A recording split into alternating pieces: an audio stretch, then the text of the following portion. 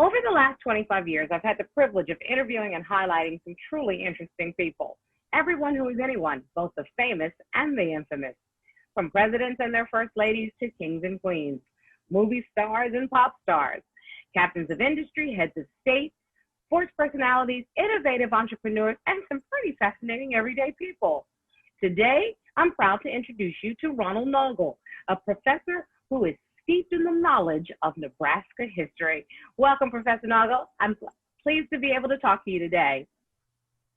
Thanks. So, sir, I understand you specialize in Nebraska history. Can you tell us a little bit about how you came to be involved in this field? Sure. The short answer to that question is that when I was growing up in a small town in southern Indiana, in grade school and high school, I didn't even know where Nebraska was. Mm-hmm. My environment was the place where I'd been born, a small town of about 3,000 people in the heart of southern Indiana's Hoosier National Forest. My world in small town Nebraska changed abruptly when I met a new student who had enrolled in our high school freshman class. Her name was Gretchen, an out-of-towner from eastern Pennsylvania. Until then, there had been little change in the student body through junior high school. Gretchen and I soon became best friends and somewhat competitive, and we both graduated in 1960, first and second in our high school class. We were only a very few graduates from Mitchell High School who attended college. There was a reason for that. The town of Mitchell and the county it was in was very poor economically. Its major industries were cement manufacturing and gypsum mining, used for manufacturing drywall. One of the interesting things that Gretchen and I knew when we first moved to Lincoln, Nebraska, was that the limestone for the present Nebraska state capitol was 100% limestone that was mined only 5 miles from where we both grew up. Ah. Yeah. These circumstances led many of the males in our student body to stay only as long as the state required them to stay in school. When they became 16, they were quick to leave school, get a job in one of the industries, buy a car, get married, and start raising a family. My entry into freshman engineering program at Purdue actually became my first real awareness of Nebraska. Sir, give us some of the more fascinating aspects of Nebraska history that your average person may not know. Okay, well, that can be divided into two categories. One of them is stories that actually probably were true, but a lot of people didn't know about it. The earliest known history of Nebraska, excuse me, was not a written history. It was a history that was conveyed by paintings on buffalo hides. And it involved the Spanish who were concerned about the French moving into the fur trade in their territory in north central Nebraska.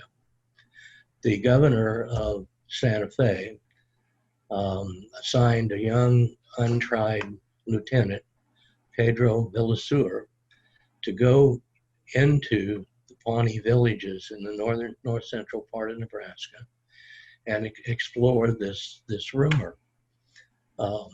Villasur set out with 45 Spanish soldiers, a Pawnee interpreter, and he made it all the way to the Platte River, just south of where present-day Columbus is.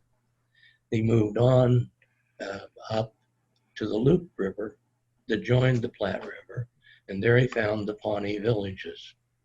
He sent his interpreter to one of the huts to parley, but he was kept captive.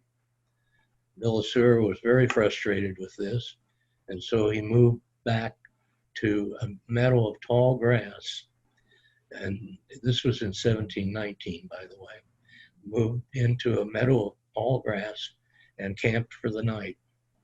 The Pawnee attacked in the morning just before dawn. and Bill Seward was killed before he could even get to his weapons. Mm. The most of the Spanish soldiers had sensed danger and fled. Only one of them made it back to Santa Fe alive. And so the Pawnee interpreted that event through the painting of these buffalo hides. Yes. So it's the earliest known event that happened in what is present-day Nebraska. You know, I'm curious, sir. What is the life of a researcher like? How do you spend an average day, if there is such a thing? Well, I would say that's pretty simple. It's a lot of travel. Nebraska is a large state comparatively. It's 450 miles from when Interstate 80 enters Nebraska in Omaha till it exits the state in Wyoming, and it's about 250 miles north and south. And the reason that people have this idea that Nebraska is just flatland is because most of them never get off of Interstate 80. Ha ha ha. Professor, how would you encourage viewers to explore their own local histories in a manner that is not as extensive as you, but at least to get started? Well, there are a number of ways to do that. One event that I was involved in was that the Department of Economic Development was getting overwhelmed with inquiries by local people who were getting ready to celebrate a centennial, and they didn't know where to start. Well, there were places to start. Most of the counties in Nebraska have a county historical society. That's a good place to start. And actually, let me ask you a little bit about your work as the chairman of the Nebraska Hall of Fame Commission. That came about when I retired in 2003. I was given the Humanities Commission here gives a Silver Award every year to somebody who has achieved notable achievement. So I won the Silver Award in 2003, was on the stage with the governor of Nebraska, whose appointment secretary called me the end of the week and said, Governor Johans wants to appoint you to the Hall of Fame Commission. And so that's where it began. And I said, well, I'm not sure. That sounds like a lot of work. And she said, no, he said, you'd say that. But it's only a 3-year term and it's not reappointable. Well, I'm still on the Hall of Fame Commission, have been chair of it for the last 5 years. My term ends in 2022. By that time, I will have been on the commission for 20 years. Sir, I've loved learning a little bit more about Nebraska history and your passion for it. As we come to a conclusion, I'd love to know what's the one thing you want the viewer of this video feature to walk away with? My experience has been that opportunities sometimes come only once.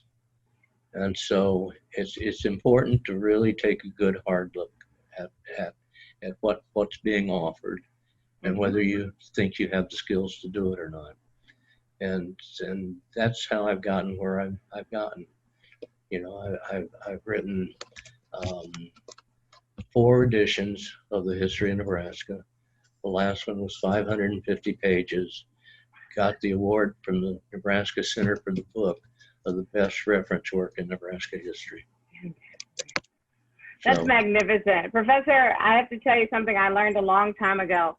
When preparation meets opportunity, there's very little that can stop you. Maybe. Well, that's what my wife says. She has to live with me. Thank you so much for your time today, and thank you for giving us our own little primer on Nebraska's history. Great. Thank you.